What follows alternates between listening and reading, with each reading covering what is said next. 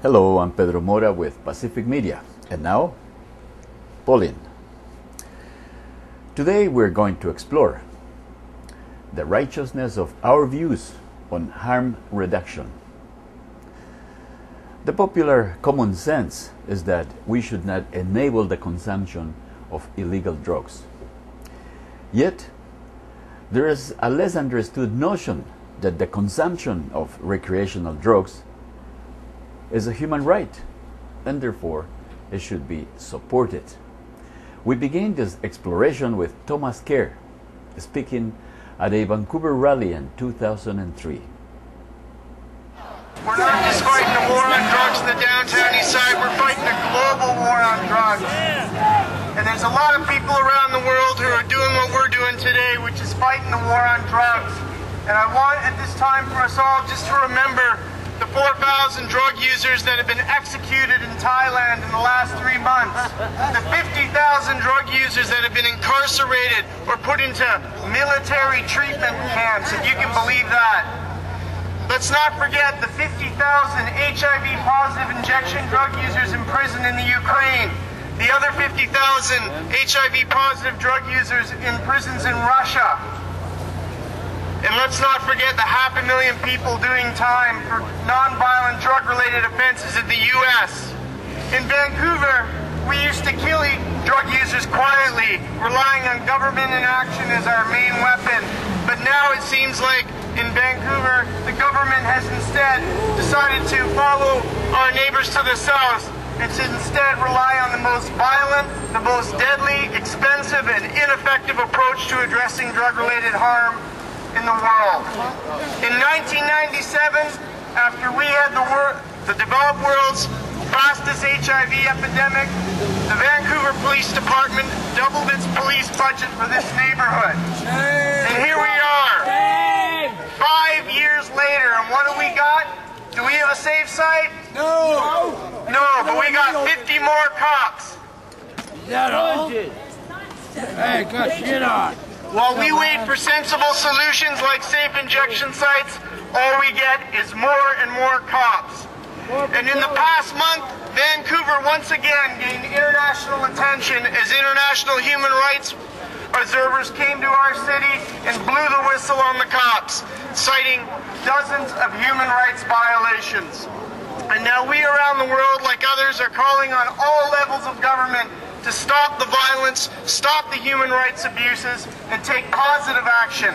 We're calling for the implementation of 3 pillars that actually make a difference, that make a positive difference: treatment, prevention, and most of all, what we need right now, because the cops are killing us, is safe injection sites and harm reduction. That was in May 2003. And 4 years later, in March 2007, we heard a similar argument in defense of harm reduction at the Collingwood Neighborhood Center in East Vancouver. Well, I guess one of the ideas behind having the meeting sort of came from Collingwood's, and in the sense that Collingwood's had a lot of successes in its programs with harm reduction. So one of the examples that is often used is that we've had a shower and breakfast program that's been really good about sort of including all members of the community in the neighborhood house. But at the same time, while Vancouver is very progressive in terms of its harm reduction approach and its drug strategy, at the same time there's also sometimes community resistance and community interests that are rightly so, and they're justified, in terms of wanting to talk more about the issues that they face from drug issues and from harm reduction. What are some of those community resistance you find when you were doing this breakfast and shower program? I understand that you were having it for 2 days a week and it was reduced to 1 day a week. What is one of the resistance that the neighborhood has? Well, I guess sometimes it's just that, and this happens often in many neighborhoods, when different people interact, sometimes there's misunderstandings. So people who bring their kids in and they see somebody with erratic behavior or something like that, they don't understand the person's fine, but from that there's sometimes fear and misunderstanding, and so... How do you think it should be overcome? Well, by dialogues just like this is exactly one of the reasons why we held it, so that people could come together and realize that we're not so different, and that people in their neighborhood that might be homeless residents also have lives and have interests and have issues that they want to address too, and that can take place at the neighborhood house just as easily as your kids coming to daycare and other things. And that homeless and the drug addicts, the ones were also little kids, similar to the ones that are coming to the daycare center. Well, and one of the comments that our participants made earlier is that drugs don't discriminate against different people. Like, it can affect anyone in all walks of life, and I'm sure we all know somebody in our lives that has been affected by drugs or alcohol. So really, it can affect any member of your community. And this is Dr. Carrie Young again with us today, who has organized this program. And the topic is building trust in our neighborhood, harm reduction, and civil society. And you spoke about four points about harm reduction. That's more than just providing drugs and needles. Yeah, that's right. I think why I brought up these four topics is because we're looking at, I guess if I can start again, you think about harm reduction, everybody thinks about it's only a program for a particular drug addict or a drug user, and is always focused on the individual person. But really, harm reduction is much broader than that, and that message isn't getting out. And so, for example, the first point I raised was, that everybody's noticing is that when you think of harm reduction only, or drug addicts only as a criminal justice problem, it's going to fail. But it really is a health problem, right? And that's what we talked about. So the number one point was that it's not substance abuse only, that needs other services? Yeah, that's right. So, the point of me bringing this up, and I'm stuttering because I'm tired right now because we've had a real fantastic forum tonight, was that, a lot of things that we do is harm reduction. Whether it's a program for a child or counseling for kids or single parents, anything that we do in a neighborhood house or community center really is harm reduction, but it's not recognized as harm reduction. It's seen as, say, community or family development or something, but it really is harm reduction. And we wanted to get that message out. Okay, your second point was that there's not just east-west divide, that it needs different approaches. Yeah, that's right. For different neighborhoods, I guess. Yeah, I think this is the whole notion of reminding ourselves that every neighborhood in Vancouver is different. We're not a melting pot, like some people would say. We're like a salad bowl, and that, the tomatoes are different from the lettuce. Well, in the same way as Collingwood is different from Point Grey. And we need specific programs for each neighborhood. Although there are some programs that could be homogeneous for any part of the city, yep. Like the one that you were doing here is breakfast and shower. That's right. The breakfast and shower program, we actually stole the idea from Kitsilano Community Center. Those are some things that are common across. But as I was saying when I gave my remarks earlier, that there's a lot of differences in neighborhoods that aren't recognized, and one size doesn't always fit all. Was my message. If it was very successful, this breakfast and shower, why it hasn't expanded? Because I presume the homeless people need breakfast more than just on Saturday. Absolutely. Well, funding has always been an issue.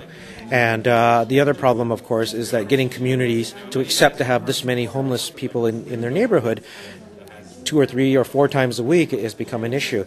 And, this is why we changed our focus from calling them homeless people to homeless residents, because they're part of our community too. They're not just somebody who comes in and out. The harm reduction has to be successful, has to be accepted by the neighborhood. Absolutely. All right. Oh, yeah. What was your third point? You talk about need more than Band-Aid, need stable funding. Stable funding, and it's a real quick message. A lot of funding that places like Collingwood gets are like 1-year funding.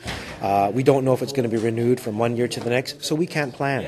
So, and if there's any changes that occur, we have no money really to adjust our program to fit. And so what we would like to see is multi-year funding, so at least we can plan for 3 or 4 years in advance. And you also said that we must turn away from a paternalistic approach.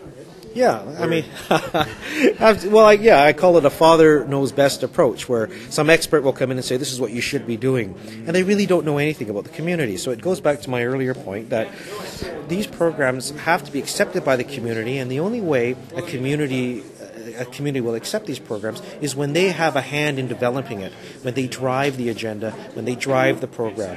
I mean, they're not against. I mean, people think that if a community gets involved, they're always against it. That's not true. They actually want to have, my experience here in Collingwood, for example, they really want to get involved to make it better, to suit everyone, so everybody's happy.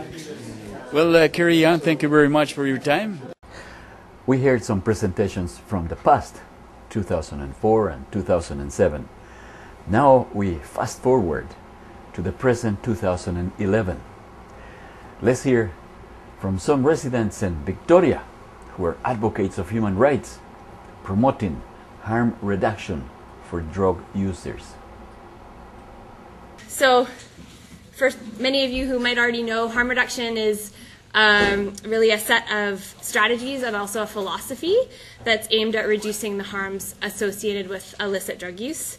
It's supported by a wide body of international evidence, and it's known as a primary means to reduce risk behaviors, prevent the spread of bloodborne pathogens, and to provide cost-effective reduction and treatment of disease for people who use drugs.